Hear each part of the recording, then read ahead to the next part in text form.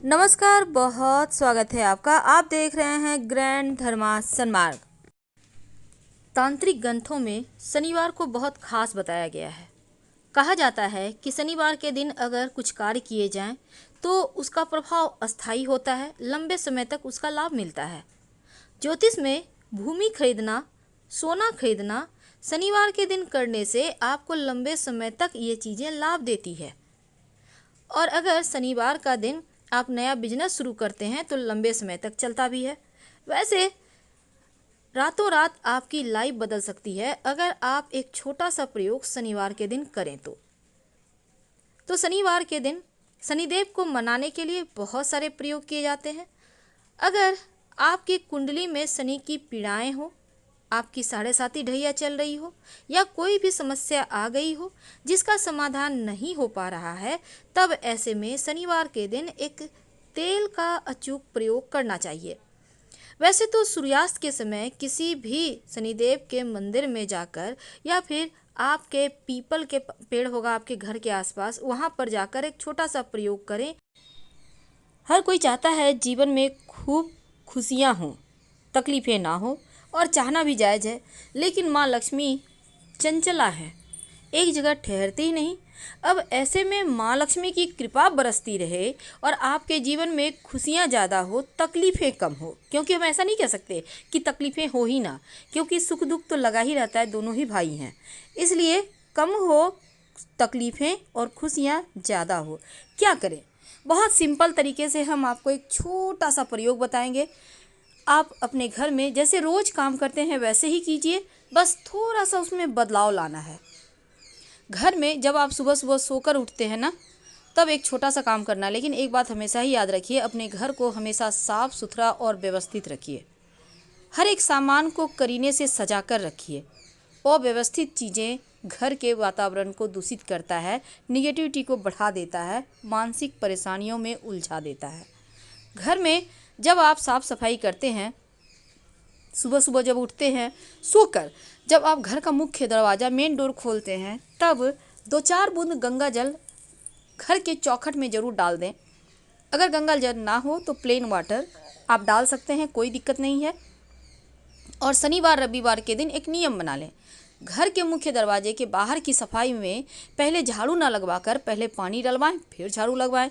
इससे क्या होगा, जो भी अगर किसी ने कुछ किया होगा आप लोगों के ऊपर तो वापस से उसी के पास चला जाएगा। जब आप घर में पोछा लगवाते हैं, झाड़ू लगवाते हैं, तो हमेशा ही एक बात ध्यान रखें कि जब आप पोछा लगवाते हैं ना, सफाई करवाते हैं, तो पोछे के पानी में नमक या फिर फिटकरी डालकर ही लगवाएं। कोई भी नमक यूज कर सकते हैं, कोई भी फिटकरी यूज कर सकते हैं, कोई दिक्कत नहीं है। अपने घर के मेन दरवाजे को, मेन डोर को हमेशा ही साफ सुथरा खूबसूरत बनाए रखें। एकदम से कलर वगैरह करके खूबसूरत तरीके से सजा कर रखें। आम के पत्तों का या अशोक के पत्तों का बंधनवार लगाइए, जिसको हम तोरण कहते हैं। और ये तोरण अगर रविवार या सोमवार के दिन लगाया जाए तो अच्छा स्वास्थ्य देता है। अगर गुरुवार के दिन लगाया जाए तो धन की बरकत देता है। आप अपनी इच्छा अनुसार लगा सकते हैं। हर 8 दिन या 15 दिनों पर इसको चेंज करें, पुराना वाला कहीं साइड में डाल दें और नया लगा लें। घर के जब आप साफ सफाई कर लें, उसके बाद घर के मुख्य दरवाजे में अंदर की तरफ दाहिने तरफ, याद रखिए दाहिने हाथ के साइड, आप एक बर्तन में पानी जरूर रखिए। अगर संभव हो तो लाल गुलाब की 2-4 पंखुड़ी या गेंदे की पंखुड़ी डालकर रखें, या फिर सिर्फ पानी रखें और हर दिन इसको चेंज करें। पुराना वाला पानी पौधे में डाल दें और फ्रेश पानी फिर से रखें, हर रोज़ सुबह चेंज करें। ये आपके और आपके घर वालों को सुरक्षा कवच देगा। ये पानी तमाम परेशानियों को सोख लेगा। गणेश जी की तस्वीर हर किसी के घर में होता है, लेकिन याद रखिएगा गणेश जी के पीठ में दरिद्रता का निवास होता है। तो तस्वीर ऐसा लगाइए कि उनकी पीठ घर से बाहर की तरफ हो, अंदर की तरफ ना हो। यानी घर में आपको गणेश जी की तस्वीर अंदर की तरफ से लगानी है, पर पीठ बाहर की तरफ हो। दक्षिण पश्चिम साइड में मत लगाइएगा। जब भी लगाइए आप पूरब साइड या उत्तर दिशा में लगा सकते हैं।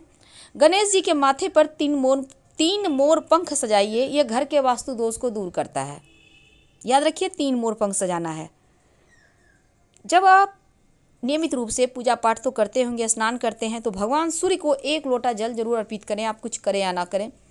और आपके घर में छोटे बच्चे हैं तो 27 बार गायत्री मंत्र या तो पढ़ के सुनाएं या फिर उनको अभ्यास करवा लें। इस गायत्री मंत्र एक ऐसा मंत्र है, अगर आप नियमित रूप से जप करते हैं या बच्चों को करवाते हैं तो एक सुरक्षा कवच सी उनके पास होती है। तमाम विपरीत परिस्थितियों में वे सुरक्षित बाहर आ जाते हैं। हमेशा ही आप फ्रेश होते होंगे, व्यवस्थित रहिए, खूबसूरत कपड़े पहनिए, खूबसूरत रंगों वाले कपड़े पहनिए और फटे पुराने कपड़े, पुराना तो पहन सकते हैं पर फटा हुआ ना पहने। और एक साथ मिलकर हाथ बटाइए घर के कामों में। इनसे क्या होता है, खुशियाँ बनती है, पकती हैं खुशियाँ, घर में बरकत आती है। क्योंकि जब आप लोग खुश होते हैं, एक दूसरे का साथ देते हैं तो एक अंदर से सकारात्मक ऊर्जा का प्रवाह होता है और ये पूरे घर के वातावरण को चेंज कर देता है, खूबसूरत कर देता है। दही का प्रयोग जरूर कीजिए दोपहर के खाने में। शुक्र भी मजबूत होगा और शुक्र से ही जीवन में सुख साधन ऐश्वर्य बढ़ता है। तो दही जरूर खाइए। दिन में याद रखिए, रात में दही भूल कर भी ना खाएं और रात में दही किसी को भी ना दें, क्योंकि सीधे तौर पर आप लक्ष्मी को किसी और को दे देंगे। तो एक नियम बना लें कि रात में किसी को भी दही नहीं देना है। खाना जरूर है केसर या फिर हल्दी, आपके पास जो भी है, नियमित रूप से भगवान को तिलक करने के बाद खुद के माथे पर तिलक लगाएं। आपका भाग्योदय होगा, भाग्य को बल मिलेगा। कैसे लगाएंगे? पाउडर वाला हल्दी आप यूज कर सकते हैं या सूखा गांठ भी यूज कर सकते हैं, घिस के लगाइए। या फिर आप कैसे यूज करना चाहते हैं तो एक कटोरी में थोड़ा सा पानी ले लें, 2-4 बूंद, उसमें एक चुटकी आप केसर डाल दें। अब उसमें उंगली को डिप करके भगवान को लगा कर फिर माथे पर तिलक कर लें। अगर वो सूख जाता है फिर से पानी डाल के उसको यूज कर सकते हैं। 10-15 दिन तक यूज हो जाएगा आराम से, उसको फेंकना नहीं है आपको बार बार। हल्दी का भी आप ऐसे ही यूज करें, कोई दिक्कत नहीं है। और घर में जब दिया बाती करते हैं तो लाल धागे की बाती ही कीजिएगा। दीपक में अगर घी का दिया जलाते हैं तो, तेल का जलाते हैं तब रुई की बाती जला सकते हैं। जब भी पीपल के नीचे दिया जलाएं उसके बाद हनुमान जी के मंदिर में दीपक जरूर जलाएं। एक छोटा सा प्रयोग देखिए, शनिवार के दिन आप अगर शनिदेव ज़्यादा कष्ट दें तब छाया देखकर आप दान तो करेंगे ही, सरसों के तेल का कटोरी के साथ ही दान करना है।